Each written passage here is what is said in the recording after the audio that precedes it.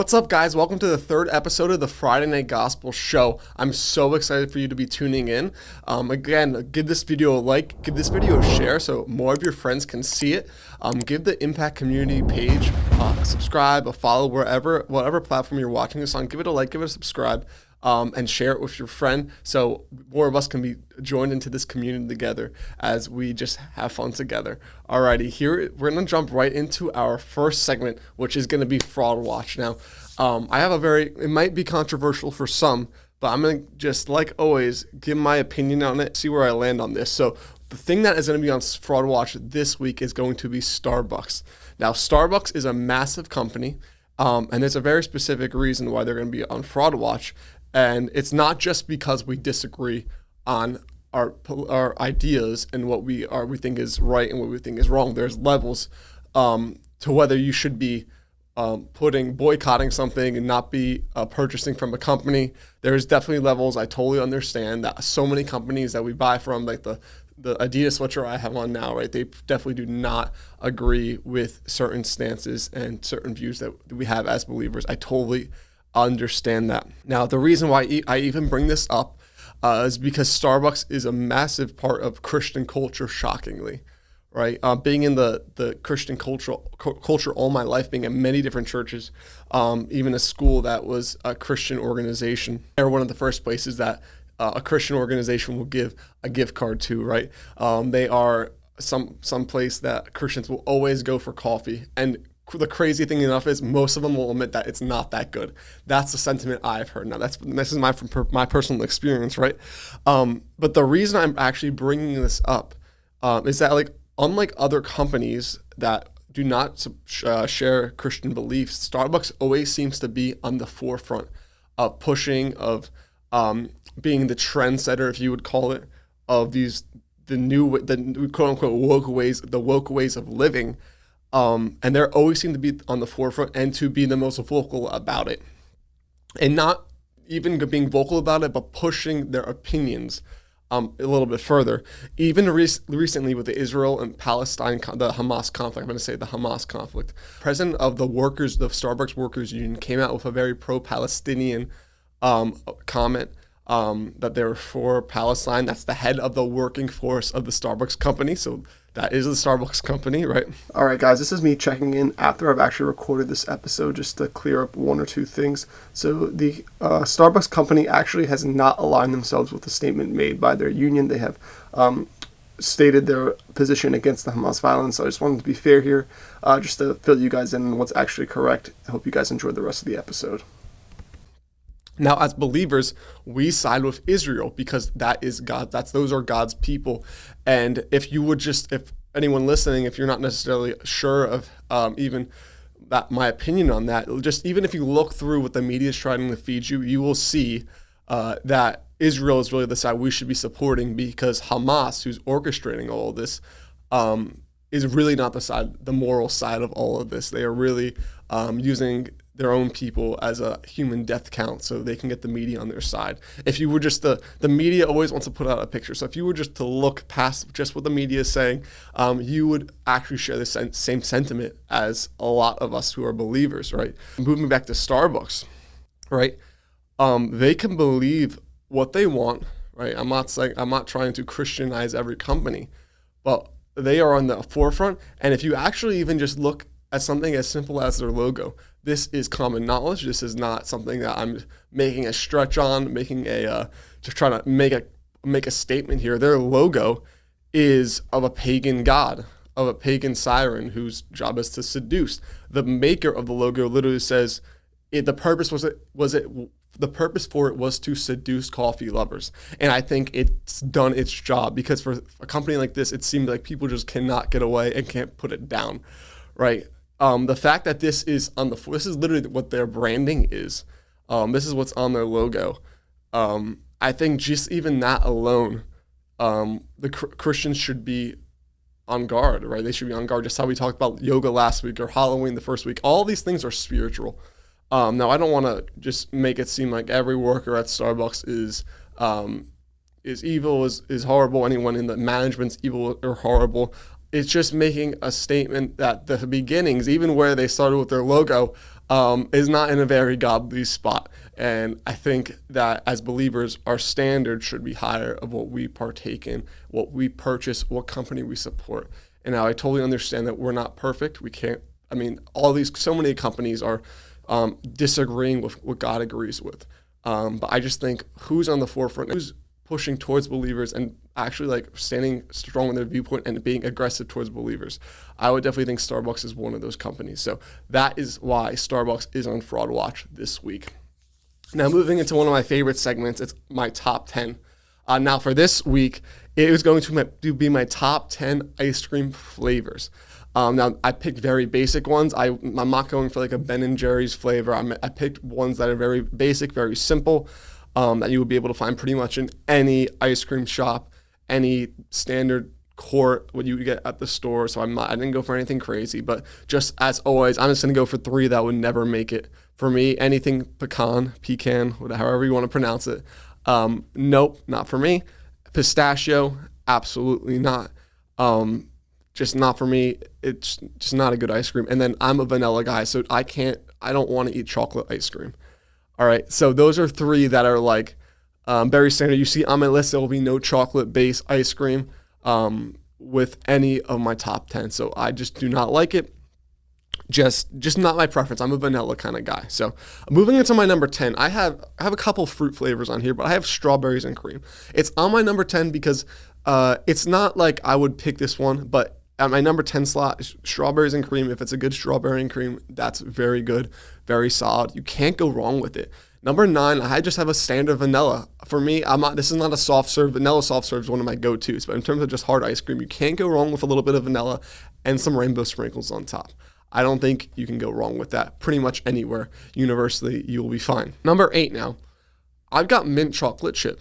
Now, I do definitely like mint chocolate chip, but the next 7 for me are just more solid, just better.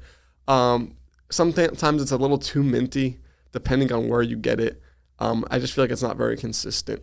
So that's why mint chocolate chip is not a little bit higher. It's at number 8. Number 7 is any kind of mango ice cream. I love fruity dessert. Right. So mango is definitely one of the best fruits you can probably have in terms of a dessert.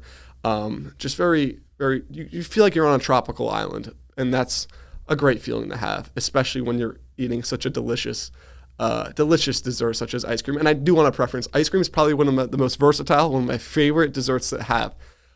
Just any season, it could be freezing outside, but you still want ice cream. And they can go on any cake, any cookie. So this ice cream, this is a big deal for me. All right, so moving into number 6, I have cherry vanilla. Now, thinking about it now, I probably could have it a little higher, but I definitely think for something like cherry vanilla, there's a good cherry vanilla and there's also a bad cherry vanilla.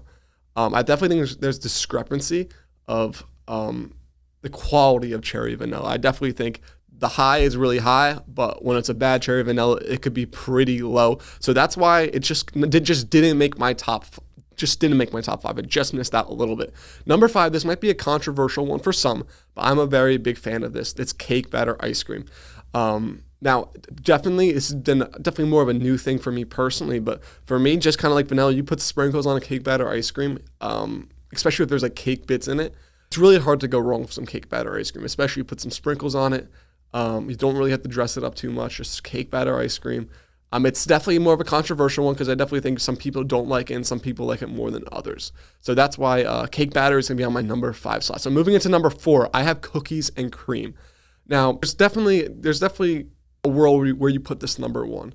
Obviously, it's very versatile. People love cookies and cream. Definitely probably one of the most universally loved ice creams, put in a milkshake, whatever. But definitely the 3 coming up is just a little bit better.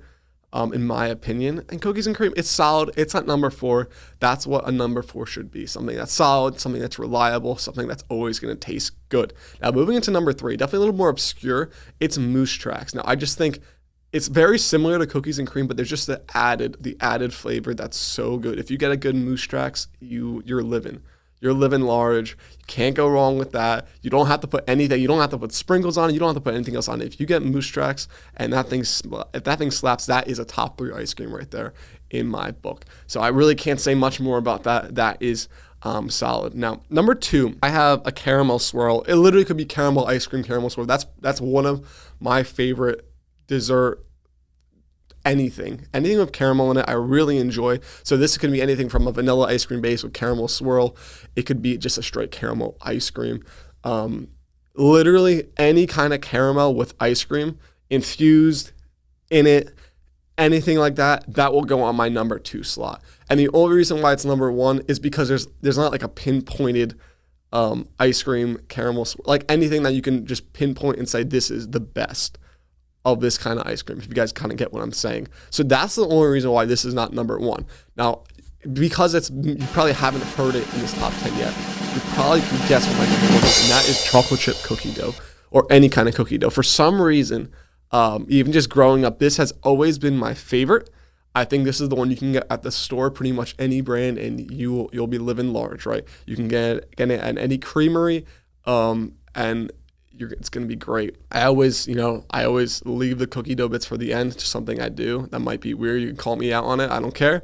But cookie dough ice cream, for me, number 1 of the most, it's very accessible.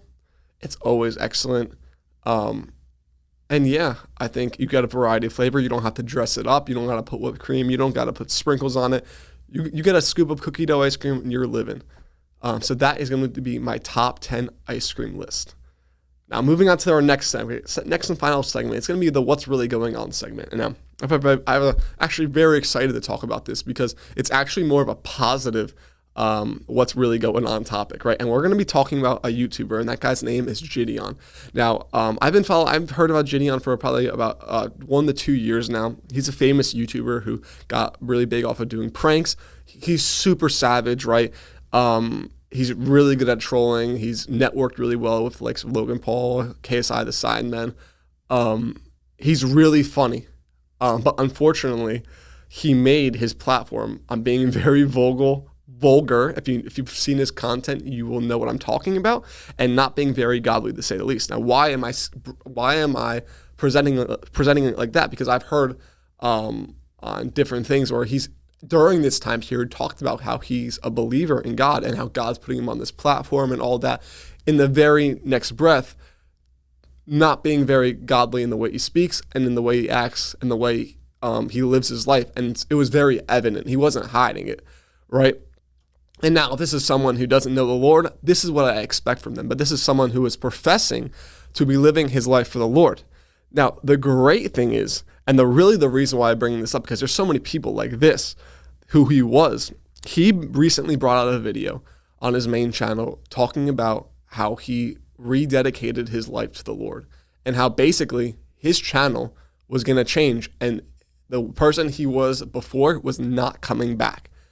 Now, the reason why I'm bringing this up, because more people are not make an apology video or make a video of this ilk saying that I'm going to change, I realize I messed up, and we see what happens, and it doesn't really pan out. But what I am appreciative of this video for, and why I think this is so awesome, and why I'm really bringing this up, is because he showed signs of real repentance, of acknowledging the fact that he was living one way and also saying he was living lukewarm. He used that terminology, and he admitted that he came to the conclusion that if he died today, speaking about before he gave his life back to the Lord, that he was not going to heaven. And for someone in that mind state, I applaud being that honest with themselves and coming to the realization that he was not right with the Lord, right?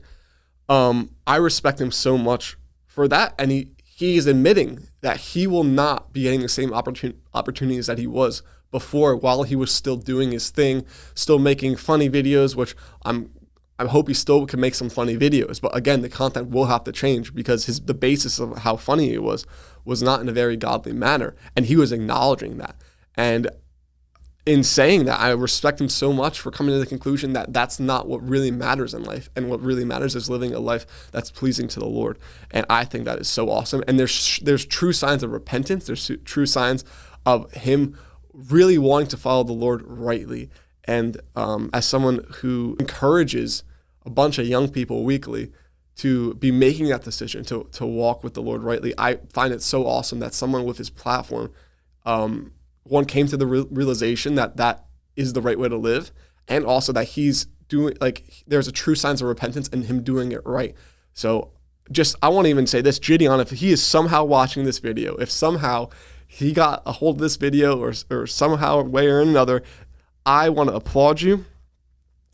I want to say that even though you think you might not be getting opportunities that you would have in the past, I totally believe because of the decision you've made to follow the Lord, that the Lord is going to bless whatever you do, even more than what was going good for you before, because you've chosen a path better than yourself. You've chosen a path to live for the Lord first and not for yourself first. So I just want to say, bro, I am so proud of you. I'm so happy for you that you made a decision that was not for money, that was not for fame, that was for living for the one who created you. So dude, like, that's so awesome. For anyone watching who's struggling, I encourage you that this story is so inspiring that you can take so much from the story, who's someone who had supposedly everything, but yet he had nothing, and he chose to lay it all down to serve the one who created him. So I take this as an inspiration, anyone watching, that no matter where you are, no matter how successful you are, it's never going to be enough because the one who created you is not living through you. And that's what JiDion actually was saying when he gave his life back to the Lord. And it's so powerful, right?